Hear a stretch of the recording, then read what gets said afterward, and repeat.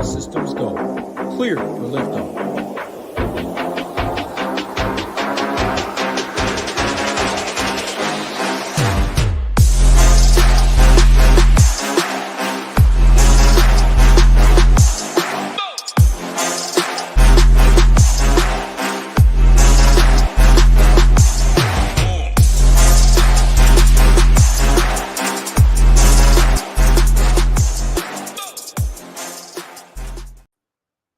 What's up, everybody? Big Marley 3 from SHIPIT Nation here to break down the Week 14 afternoon slate for you guys. Before I get into that, I do want to mention that we have another discount available this week over at SHIPITNation.com. If you sign up using promo code TRY20, then you get $20 off your first month. We have great content and projections for all these sports listed, and they are all included in the membership. We have MMA tonight and then a big card to close out the year next week. Hoop and Tambo are going to crush PGA, so I'm excited to follow their plays for that. But we've also been crushing NBA this season, and NFL has been amazing. Go sign up with promo code TRY20 if you haven't yet and get in on these big wins. All right, let's get into this 4-game afternoon slate. The first game listed is our lowest total of the slate at 40.5, and the Vikings are 3-point road favorites. Justin Jefferson is making his return from injury this week, but he is $8,500. If I'm using Joshua Dobbs, then I am looking to lock in at least one of Jefferson, Addison, or TJ Hawkinson. But I just think it's going to be tough to pay $8,500 for Jefferson when we haven't even seen him with Dobbs yet. We don't know how he's going to look after this injury. So I'll probably end up passing on that stack personally. But Dobbs can get there with his legs. So if we are using him, I'd be fine with just a mini stack with any of those guys. And then I also do have some interest in the running backs for the Vikings.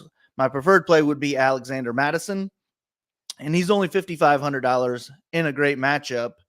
But then we also have Ty Chandler at $4,600. He should be pretty much unowned this week. And he had a pretty big role in the offense the 2 games before last week. So I don't hate taking a shot on him either. And I'm fine pairing either of those running backs with the Vikings DST. And then on the other side of the ball, it's really just the big 3 for me.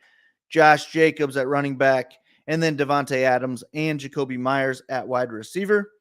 I'm fine using either of those wide receivers along with Jacobs, but I don't see me getting to AOC this week, so I'm probably just going to limit it to one of those wide receivers instead of both. And then the Raiders DST is also in play this week, but only if Max Crosby plays. If Max Crosby ends up sitting, I probably wouldn't touch the Raiders personally. And then the next game is the widest spread on the slate, with the 49ers being 12.5-point home favorites. They have the highest team total on the slate at 29.5, and they should be a popular team to stack up this week.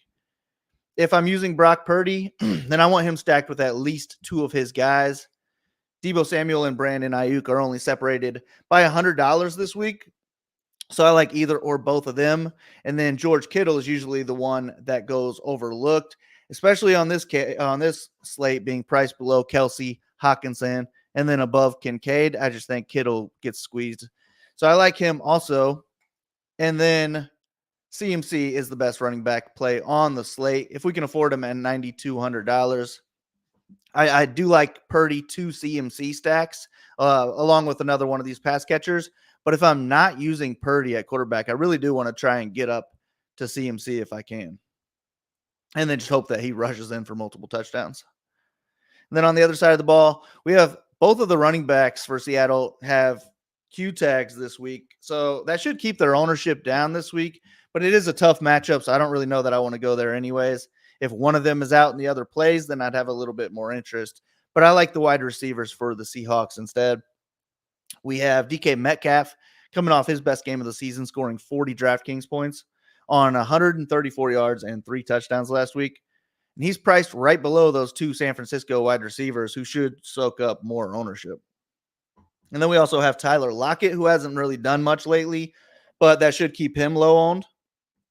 And then JSN is only $4,100 this week. I like him as a cheap punt. And then he's also great for a run back for the San Francisco stacks.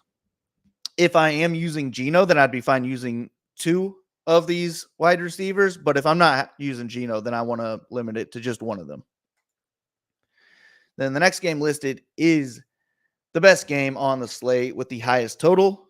The Chiefs are 1 point home favorites over the Bills, and we have a 48.5 point total. Josh Allen and Patrick Mahomes are both priced up, so we almost have to decide between them or CMC on this slate. If I am using Josh Allen, then I want him stacked with at least one of Stephon Diggs, Gabe Davis, Khalil Shakir, who's a really cheap punt option, and Dalton Kincaid. And I'd really prefer him stacked with two of those four instead of just one, but he can get there with his legs. And then I also think James Cook can be tossed into stacks as well. And then if we're not looking to stack up this game, we can pair James Cook with the Bills DST, who should be low owned this week. And that's just a way to get different from the field on a 4-game slate. And then if I'm using Patrick Mahomes, I would really want to try and get up to Kelsey if I can. If I'm not using Kelsey, then Rashee Rice would just be a lock for my Mahomes stacks. And then if we want to get real different, we can take a shot on one of these cheap wide receivers. They'll all be low owned for Kansas City, but it's really hard to narrow down who's going to catch the touchdown, if any of them. However, Isaiah Pacheco is out this week, so that should make CEH and Jerick McKinnon popular plays at running back. And I like either or both stacked along with Mahomes and then Kelsey or a Rice. And then if I'm not stacking up the offenses, I'd be fine pairing CEH along with the Chiefs DST, which will be another unpopular move, I would think. But this should be a great game. Looking forward to it. I do want a piece or two from it in most of my lineups. And then the last game is my least favorite. The Chargers are 3-point home favorites over the Broncos, and we have a 44-point total. Denver only has two guys that I'm interested in, and that is going to be Javonte Williams at running back, and then Courtland Sutton at wide receiver. Russ Wilson's just not a guy that I play this year. He's averaging under 200 passing yards per game. So it's just those two guys for me. But I do think Herbert kind of makes a little bit of sense on this play. He's priced right below Allen and Mahomes and then above Purdy. So there's no way he's going to get any ownership. I think he makes a decent amount of sense against this Broncos defense. If I'm using Herbert, I want him stacked with Keenan Allen. But I really don't trust any other wide receivers on this team, so it would just be Austin Eckler at running back and then Gerald Everett at tight end other than that. And I think Everett is a good tight end punt who shouldn't get too much ownership on this game. But that's really it. That's how I will be attacking this afternoon slate. But my full player pool with notes on each player will be posted over at SHIPITNation.com. All sports are included for one low price, so you guys can play more and pay less. I'll be back with another primetime slate breakdown. But if you guys can hit that like and subscribe button for us, it really helps out. Don't forget about that promo code TRY20. Get you $20 off your first month. But good luck on this afternoon slate. I hope to see some Ship It logos up top. Thanks for listening. Go ship something.